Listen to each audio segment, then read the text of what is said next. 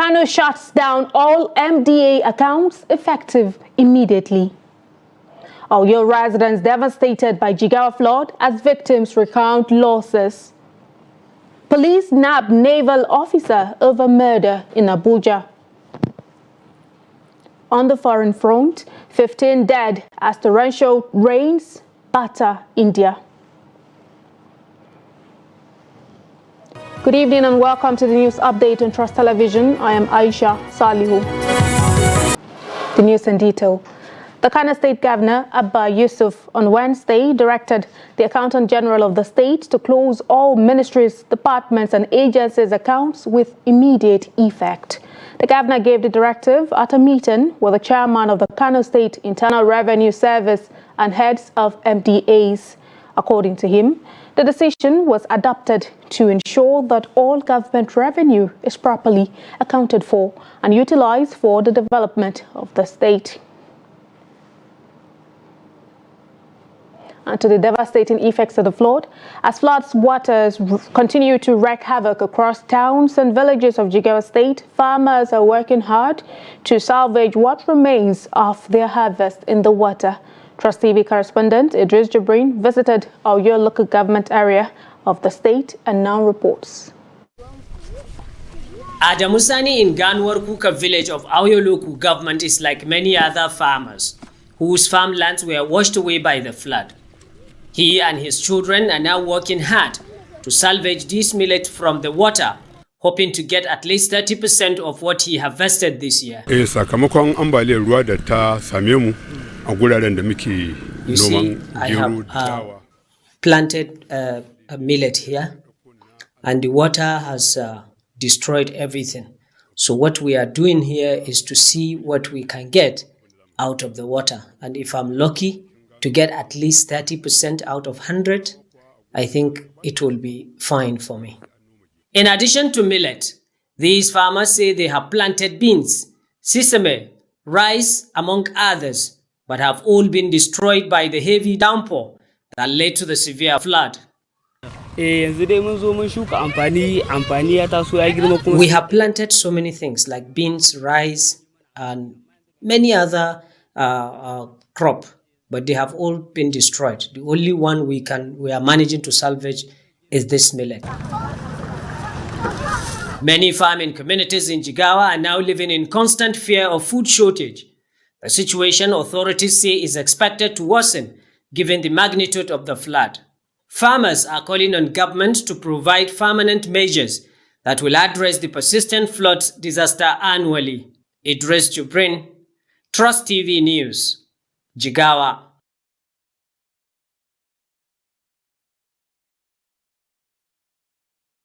The rehabilitation of the Potiskum-Gashua Federal Road in Yobe State to immediately provide temporary measures on the damaged portion of the road that was cut off following heavy flooding. The acting controller of works in the state, Abdurrahman Bukar, who visited the scene, said Potiskum-Gashua is one of the economic roads in the state. Bokar said the decision was also to help cushion the hardship faced by motorists along the road that was cut off recently, adding that rehabilitation of the road will immediately provide temporary measures that would allow movement of individuals and their goods. He called on the motorists to exercise patience as the government is doing everything possible to ensure the damaged portion of the road is repaired, while the complete rehabilitation will soon commence. And to matters of security, the Federal Capital Territory Police Command has arrested a Nigerian Navy officer, Abdul Rashid Muhammad, for the murder of Aminu, the son of former Chief of Naval Staff, Vice Admiral I. Ibrahim, retired. The FCT Police Commissioner, Benneth Igwe, while parading the suspect on Wednesday in Abuja, said Muhammad killed Aminu and stole his Prado Jeep 2 weeks ago. Igwe, however, confirmed that the Jeep had been recovered. Speaking with journalists, Muhammad said he is a seaman in the Navy deployed to the former Chief of Naval Staff's residence, adding that he killed the ex-CNC's son to steal his car. A total of 94 members of the Islamic Movement of Nigeria arrested following the death of 2 police officers on Sunday were also paraded.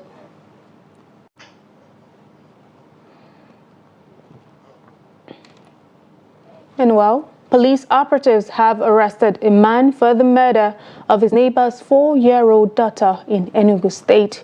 A statement by the police public relations officer, Enugu State Command, DSP Daniel Ndukwe, on Tuesday, said the command had received a distress call on August 18, 2024, around 10:30 p.m. The call, he said, prompted police operatives 7 in the Nsukka sector of the Enugu State Command's Anti-Cultism Tactical Squad to hasten to a compound at Orba Road in Nsukka local government area. The operatives consequently arrested one Nweke Chukwuemeka, alleged to have gruesomely murdered the female child, Zina Chukwu Ugu, in cold blood while she was sleeping. Police said the suspect confessed to the crime, claiming that he acted alone but under the influence of Indian hemp.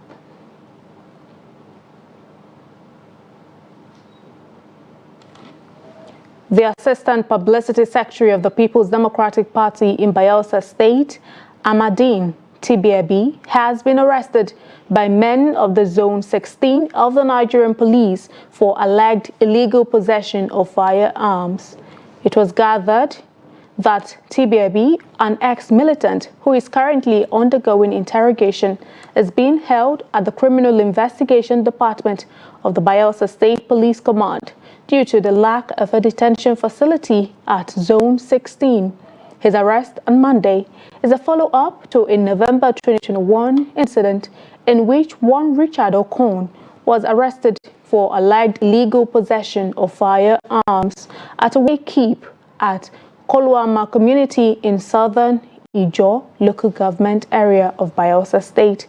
Okon, in a confessional video, had claimed that the gun he was caught with belonged to Tibiabi, who he was working with, although nothing was made of the incident. A police source said Tibiabi was previously invited by the police, but he presented fake licenses and forged documents and was subsequently released due to his connections. Police operatives attached to the Angwan Lambo division have arrested one Khadija Umar, also known as Naira, and 2 of her sons for housebreaking and theft. A statement by the public relations officer, Nasarawa State Command, Ramhan Nansal, on Wednesday said Khadija uses 2 of her biological children and 2 other suspects still at large to carry out their nefarious activities. Upon arrest, 2 television sets, 2 6x6 mattresses, a gas cooker, and 12 kg cylinder, a standing fan, a Go TV decoder, cooking pots, an electric jug, a refrigerator, and solar panels suspected to have been stolen items were recovered from the suspects as exhibits. The Commissioner of Police, CP Umar Shehu Nadada, has ordered a manhunt for the other fleeing suspects while also directing the divisional police officer to charge the suspects to court for prosecution upon conclusion of the investigation. Protesting youth from Ogu Bolo community in Rivers State have sealed the premises of the Nigeria Liquefied Natural Gas along Amadiama in Port Harcourt, the state capital, for 2 days following the death of a fisherman on the waterways. The protesters, under the aegis of concerned Ogu Bolo residents and fishermen from Amadiama, along with the mother of the deceased, alleged that the company's vessel sank boats belonging to fishermen and destroyed their fishing nets along the NLNGC routes, resulting to the death of the 27-year-old Precious Imabibo, who was fishing on the river on January 20. Following the protest, the company's workers were forced to beat a retreat as they could not access the gate due to the presence of the angry youth who had sealed the entrance and refused any entrance. Also, travelers ferrying through the NLNG jetty to Bonny Island were stranded as they could not embark on their journey due to the protest, which continued for 2 days running. The leader of the protesters, Cyril Diamond, while speaking to newsmen on Tuesday, said since the incident, the company had not done anything to support those who suffered losses. And to the southwest region of the country, the Lagos State Governor, Babajide Sanwo-Olu, has directed that the Sunday market on Jericho with 25% cut in prices should return on Sunday. According to a post on X by the Commissioner for Information and Strategy, Gbenga Omotosho, his Agric and Food Systems counterpart, Abisola Olushanya, disclosed this to the media in Lagos on Wednesday. The markets, which first opened in March and ended after some weeks, offer Lagos residents a 25% discount on staple food items like rice, beans, garri, bread, eggs, tomatoes, and pepper. The markets were opened at 27 locations in Ikeja, 6 in Lagos Island, 9 in Ikorodu, 5 in Ekpe, and 10 in Badagry divisions. The Nigerian Electricity Regulatory Commission has authorized 6 additional states to regulate their electricity markets.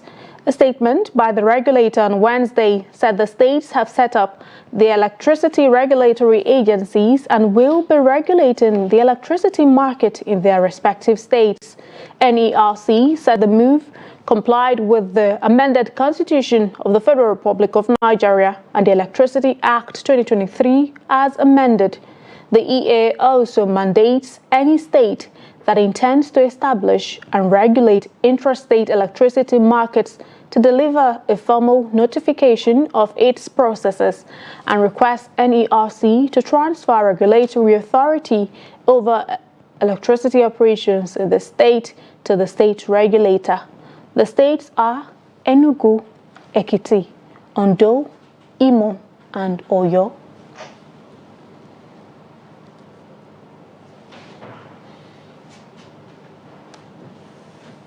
Moving to other stories. The bill seeking to improve electricity generation, transmission, and distribution within Ogun State on Tuesday scaled second reading on the floor of the House of Assembly. The bill also seeks to establish an electricity market and key power sector bodies, enforce consumer rights and obligations, and for connected purposes. The bill, titled Ogun State Power Sector Law, passed through a second reading as the state lawmakers took turns to debate the desirability of the bill at the plenary presided over by Speaker Oludeisi Elemide. The second reading process commenced through a motion moved by Babatunde Teller, seconded by Damilare Bello, and supported by the whole House through a unanimous voice vote. They noted that the initiative would assist in promoting healthy competition amongst electricity operators, create an enabling environment for industries, and boost the business and investments of small and medium enterprises in the state. The lawmakers noted that if the state was able to generate power, over 50% of the challenges facing the people would have been resolved. Also, residents of Ogun State are expressing frustration over the ongoing fuel crisis, lamenting the surge in the price of a litre that has hit 950 naira to 1,000 naira. Trust TV's Ajibade Awofeso, who monitored the situation, tells us more in this report. Long queues have resurfaced at filling stations, particularly those selling at relatively low prices. Motorists at the NNPC mega filling station in Okemoson, Abeokuta, who shared their concern with Trust TV, lamented that the situation is unbearable, adding that with a life already difficult for the ordinary Nigerians, the fuel price increment and artificial scarcity are making it worse. Actually, we are facing a lot as a transporters for now, so the situation is so worse. For instance, it's only NNPC that is selling the control price. The other stations, they are selling 900 naira, 920, 950, which is not done. we are passing through a lot and the situation is so worst. But they don't do our rights. We are dying every day. Crisis, suffering. 7,000. This is not right. This is a we have tired of this government. Very bad situation.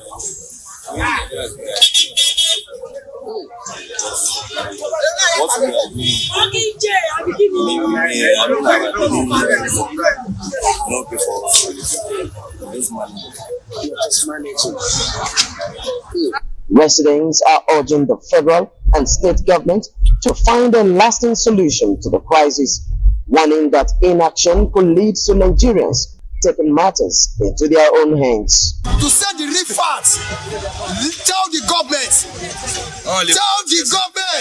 they should do something concerning what is happening now. We have tired of this. Thank you. Buying for a costly price, 1,000 naira. Oh God. We are imploring our government, we are imploring them to please, to take everything so easy for us, just because it's so hard. So hard. While Nigerians await the promised economic reforms under the Bola Tinubu-led administration, many states are struggling with the harsh realities of the reforms, and Ogun State is not an exception. From Abeokuta, the Ogun State capital, Ajibade Awofeso, Trust TV News. On the foreign front, torrential rains in India caused heavy flooding that killed at least 15 people. Local media reported on Wednesday. Rivers across the coastal western state of Gujarat have broken their banks and more than 23,000 people have been evacuated from their homes, according to the reports. Local media said 15 people had been killed since Monday across 8 of the state's districts. Chief Minister Bhupendra Patel said in a social media post that fishing crews had been told not to venture into rough seas. Monsoon rains cause widespread destruction every year, but experts say climate change is shifting weather patterns and increasing the number of extreme weather events. The northeastern state of Tripura was battered by floods and landslides last week, with more than 20 people killed. Next door and downriver in Bangladesh, heavy floods killed at least 40 people over the same period, with nearly 300,000 residents taking refuge in emergency shelters.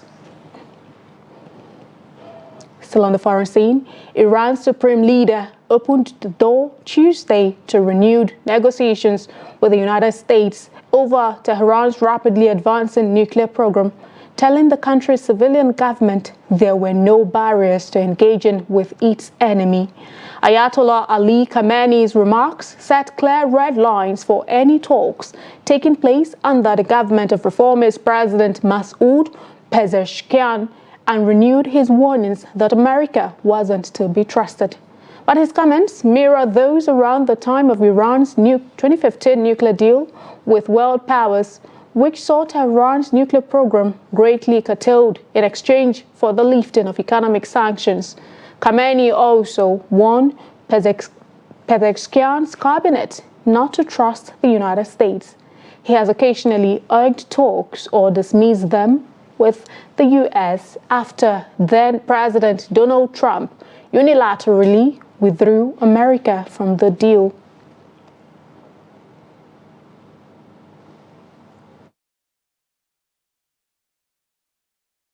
We shouldn't wait for the enemy's agreement to go ahead with our plans.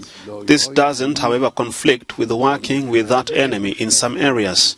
There are no barriers, but don't pin hopes on them. Don't trust them.